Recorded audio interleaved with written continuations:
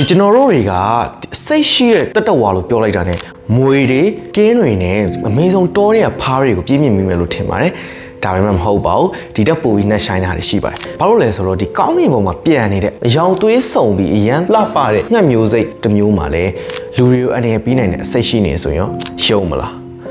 မြူကီနီကျွန်းရဲ့တောနတ်ထဲမှာနေထိုင်ကျက်စားတဲ့ပီတိုဟူဝီလို့ခေါ်တဲ့ငှက်မျိုးစိတ်လေးတွေကတော့ကဘာပေါ်မှာပထမဦးဆုံးအစိတ်ရှိတဲ့ငှက်မျိုးတွေပဲဖြစ်ပါတယ်သူတို့စိတ်ကိုဘယ်လိုရှာဖွေတွေ့ရှိခဲ့လဲသူတို့ခန္ဓာကိုယ်ထဲမှာအစိတ်ရှိတယ်လို့ရှာဖွေတွေ့ရှိခဲ့တာအရန်ထူးဆန်းပါတယ်။ဘာလို့လဲဆိုတော့ဒါမတော်တဆဖြစ်ရတဲ့တစ်ခုကနေရှာဖွေတွေ့ရှိခဲ့တာပဲဖြစ်ပါတယ်။ဘယ်တော့မှရှာဖွေတွေ့ရှိခဲ့လဲဆိုရင်လွန်ခဲ့တဲ့နှစ်ပေါင်း30ကျော်1992ခုနှစ်ကမှရှာဖွေတွေ့ရှိခဲ့တာဖြစ်ပြီးတော့ဒီသိပ္ပံပညာရှင် Jet Temperature ကတောထဲမှာသူကငှက်တွေကိုဖမ်းပြီးတော့သူတည်နာပြုလုပ်တဲ့သိပ္ပံပညာရှင်တစ်ယောက်ဖြစ်ပါတယ်။ဒီလူဟာဆိုရင်သူကအဲ့ငှက်တွေအများကြီးကိုသူတည်နာပြုလုပ်ဖို့ဖမ်းတဲ့ချိန်မှာသူ့ရဲ့ဒီလက်ညှိုးကိုပေါ့နော်ဒီပီတိုဟူရီလို့ခေါ်တဲ့ငှက်လေးကလာစိတ်သွားပါတယ်။လာစိတ်တဲ့အချိန်မှာသူကအလွန်နာကျင်လုံးနဲ့ဆိုတော့ तू ကဒီအစိတ်ခံတဲ့လက်ညှိုးပါဇက်ထဲထည့်ပြီးတော့ထုတ်လိုက်ပါတယ်ဆိုတော့ဒီလိုမျိုး तू ကပါဇက်ထဲထည့်ပြီးထုတ်လိုက်တဲ့အခါမှာတော့သူ့ရဲ့ရှာခဏအတွင်းမှာနေထုံကျင်လာပြီးတော့ပူဆက်ပူလောင်ဖြစ်လာပါတယ်ဆိုတော့ဒီဖြစ်ရမှာ तू နားလိုက်တာကဖီတိုဟူရီဆိုရဲငှက်တွေမှာအစိတ်ရှိတယ်ဆိုတော့ဖြာဖွေတွေးရှိခဲ့တဲ့ဖြစ်ရပဲဖြစ်ပါတယ်ခင်ဗျာနောက်တစ်ချက်အနေနဲ့သူ့ရဲ့အစိတ်ပြင်းအားနဲ့ဖွဲ့စည်းပုံကိုကျွန်တော်ရှင်းပြပေးချင်ပါတယ်ခင်ဗျာပီတိုဟူရီဆိုတဲ့ငှက်ရဲ့အမွှေးနဲ့အရေပြားမှာကအောင်ကျော်စနစ်ကိုအဓိကတိုက်ခိုက်နိုင်တဲ့ neotoxin အဆိပ်တွေပါရှိပါတယ်ဒီအဆိပ်တွေကကျွန်တော်အမေဇုံတောထဲမှာတွေ့ရတဲ့ဒီဖားမျိုးစိတ်တွေမှာပါတဲ့အဆိပ်မျိုးနဲ့လည်းတူသလိုကျွန်တော်တို့မွေးမှာဆိုရင်ငန်းတော်ကြားတို့တန်ခွင်းစွတ်တို့မှာပါတဲ့ neotoxin အဆိပ်မျိုးဖြစ်ပါတယ်ခင်ဗျာဒီအဆိပ်ရဲ့ပြင်းအားဆိုရင်လူခန္ဓာကိုယ်တွေကိုထိုးသွင်းလိုက်ပြီဆိုတာ ਨੇ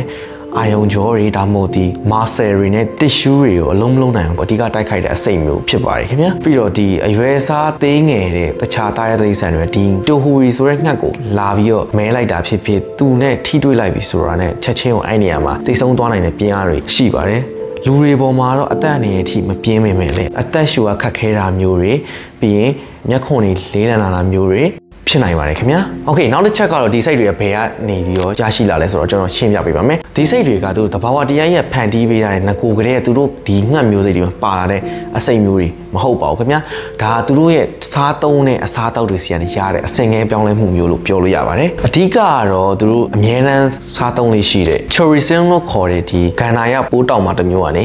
ရရှိတာဖြစ်ပါတယ်နောက်ဆုံးတစ်ချက်ကတော့ဒီငှက်တွေကအစိတ်တွေကိုဘယ်လိုမျိုးအသုံးချလဲဒီလိုမျိုးသူတို့ခန္ဓာကိုယ်မှာ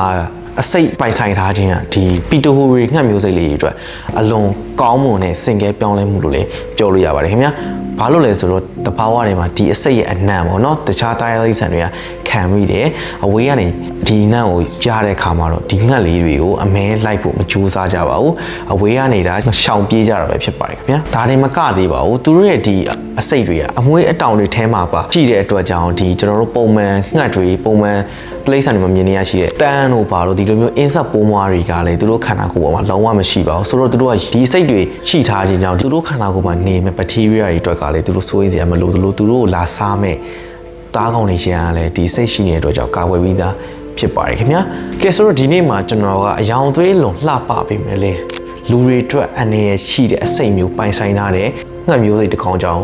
ပြောပြပေးရဖြစ်ပါတယ်ခင်ဗျာဒီဗီဒီယိုလေးကိုကြိုက်နေတတ်မယ်လို့ကျွန်တော်တို့မျှော်လင့်ပါတယ်ဆိုတော့နောက်ဗီဒီယိုတွေပြန်လည်ဆုံတွေ့ပါမယ်ကျွန်တော်တို့ Ivan မှာကျွန်တော်တို့အခုလိုချိန်ပေးကြည့်ရှုပြီးတော့ကျွန်တော်တို့ဘက်ကနေကျေးဇူးအများကြီးတင်ပါတယ်ခင်ဗျာ bye bye